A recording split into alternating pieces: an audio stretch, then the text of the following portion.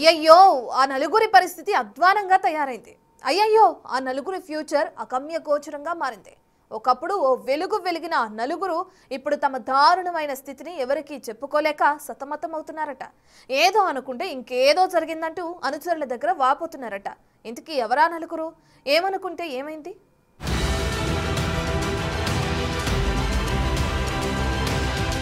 తొందరపడ్డామా?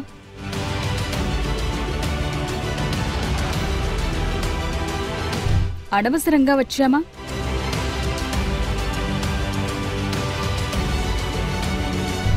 Future ఉందా లేదా?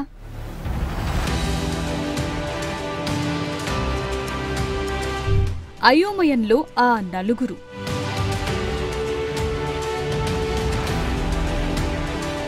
ఏపీలో కూటమి ప్రభుత్వం అధికారంలోకి వచ్చిన తరువాత టీడీపీ జనసేనలోకి వలసలు పెరిగాయి. రెండు పార్టీల్లో చేరేందుకు ఎంతో మంది నేతలు ఆసక్తి చూపించారు. అయితే వైసీపీ నుండి మెజార్టీ నాయకులు జనసేన వైపు అడుగులు వేశారు. అలా జనసేనలో ప్రకాశం జిల్లాకు చెందిన బాలినేని శ్రీనివాసరెడ్డి, పొన్నూరు మాజీ ఎమ్మెల్యే కిలారు రోసయ్య, పిఠాపురం మాజీ ఎమ్మెల్యే పెండం దొరబాబు, జగ్గయ్యపేట మాజీ ఎమ్మెల్యే సామినేని ఉదయభానులు చేరారు. అయితే ఒకప్పుడు వీరంతా కరుడు కట్టిన వైసీపీ నాయకులుగా ఉన్నారు. ఇక 2024లో వైసీపీ అధికారం కోల్పోవడంతో తప్పని పరిస్థితుల్లో పార్టీ మారాల్సి వచ్చింది. ఈ సమయంలో బద్ధ శత్రువులుగా చూసిన టీడీపీలో చేరే కంటే అధికారంలో భాగస్వామిగా ఉన్న జనసేనలో చేరితే తమ రాజకీయ భవిష్యత్ బాగుంటుందని భావించారు. కానీ సీన్ రివర్స్ అయింది. ఈ నలుగురు అనుకున్నదొకటి, తరువాత అయ్యిందొకటి.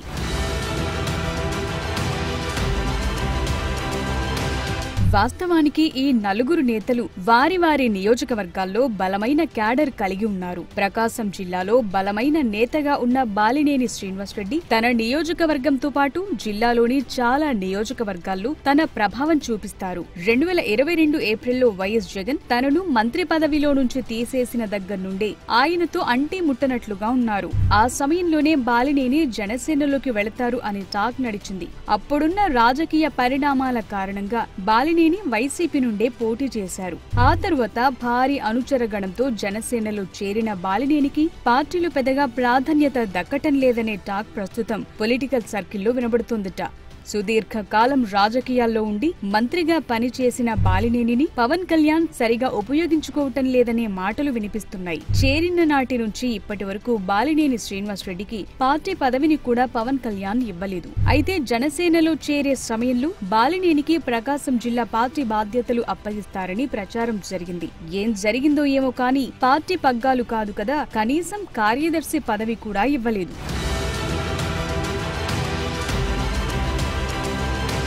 పదవులు లేకపోయినా పర్వాలేదు, కనీసం గౌరవమైనా దక్కుతుందనుకుంటే అదీ లేదు. జనసేన కీలక సమావేశాలు, ఆవిర్భావ దినోత్సవాల్లో బాలినేనికి పెద్దగా ప్రాధాన్యం ఇవ్వటం లేదట. పిఠాపురంలో జరిగిన పార్టీ ఆవిర్భావ వేడుకల్లో బాలినేనిని ఎక్కడో వెనుక వరుసలో కూర్చోబెట్టడం, 2 నెలల ముందు విశాఖలో జరిగిన సేనతో సేనాని కార్యక్రమంలో కూడా బాలినేనికి సరైన ప్రాధాన్యత దక్కలేదనే అభిప్రాయం ఆయన అనుచరుల నుండి వస్తోందట.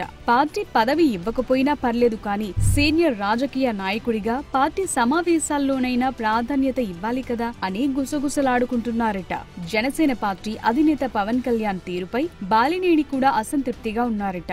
అంతేకాదు రాజకీయంగా రాంగ్ స్టెప్ వేశానా అనే డైలమాలు బాలినేని ఉన్నట్లు ప్రచారం నడుస్తోందట. ఈ క్రమంలో ప్రస్తుతం సైలెంట్ మోడ్లోకి వెళ్లిపోయిన బాలినేని హైదరాబాద్కే పరిమితమయ్యారట.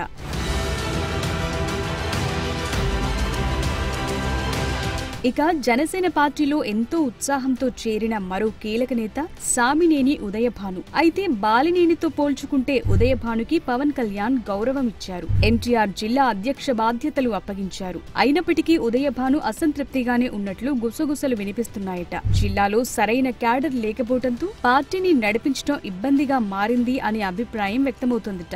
అంతేకాదు పవన్ కళ్యాణ్ ను కలవటానికి పెద్దగా అవకాశాలు ఉండటం లేదని నిరుత్సాహంలో ఉన్నట్టు టాక్. పార్టీ నిర్మాణం కోసం సీనియర్ నాయకులను పవన్ కళ్యాణ్ కలుపుకుని వెళ్లటం లేదని ఉదయభాను నెట్టూరుస్తున్నాడట. పవన్ మీద నమ్మకంతో పార్టీలో చేరితే ఇక్కడి పరిణామాలు, పరిస్థితులు అందుకు భిన్నంగా ఉన్నాయని బహిరంగంగానే అసంతృప్తి వెళ్లగక్కుతున్నారట.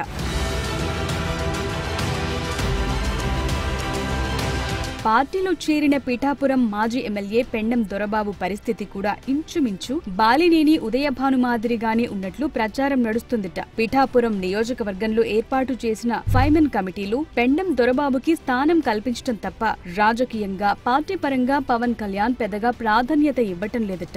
వచ్చే ఎన్నికల్లో నియోజకవర్గాల విభజన జరిగితే స్థానికంగా ఎమ్మెల్యే టికెట్ అవకాశం కల్పిస్తామనే భరోసాతోని పెండం దొరబాబు ఇంకా పార్టీలో కొనసాగుతున్నట్లు చర్చ నడుస్తోంది. లేకపోతే ఎప్పుడో ఆయన పార్టీ మారేవారు అన్న అభిప్రాయం వ్యక్తమవుతోంది. ఇక పొన్నూరు మాజీ ఎమ్మెల్యే కిలారు రోసయ్య పరిస్థితి ఈ ముగ్గురి కంటే దారుణంగా ఉందని టాక్. నియోజకవర్గ బాధ్యతలు గాని మరే ఇతర పదవులు కాని ఇప్పటి వరకు ఆయనకివ్వలేదు. గతంలో పొన్నూరు నియోజకవర్గ జనసేన ఇన్ఛార్జిగా ఉన్న మార్కండేయ బాబు అక్కడ హవా నడిపిస్తున్నారు. దీంతో కిలారు రోసయ్య సైలెంట్ గా ఉండాల్సిన పరిస్థితి ఏర్పడిందిట.